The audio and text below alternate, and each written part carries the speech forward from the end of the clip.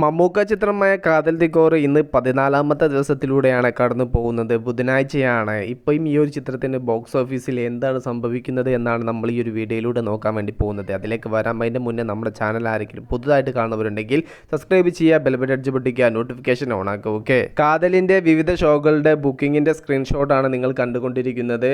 നല്ല രീതിയിലാണ് ഓരോ ഷോകളും കാതലിൻ്റേതായിട്ട് മുന്നോട്ട് പോകുന്നത്.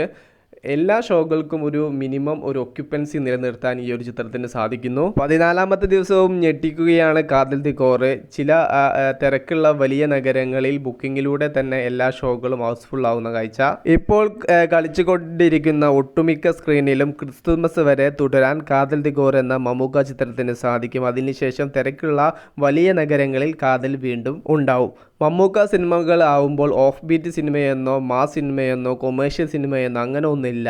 മമ്മൂക്കയുടെ ഏത് സിനിമ അല്ലെങ്കിൽ ഏത് ഗണത്തിൽ വരുന്ന സിനിമ ആണെങ്കിലും തിയേറ്ററിൽ ഇപ്പോൾ വിജയം കൈവരിക്കുന്ന കാഴ്ചയാണ് നമുക്ക് കാണാൻ വേണ്ടി സാധിക്കുന്നത്. അതിനുള്ള ലേറ്റസ്റ്റ് ഉദാഹരണമാണ് പക്ക ഓഫ് ബീറ്റ് സിനിമയായ വിജയ് കൊടി പാറിച്ച കാതൽ ദിക്കോർ. വിഷയത്തിൽ നിങ്ങളുടെ അഭിപ്രായം ജസ്റ്റ് കമൻറ്റ്.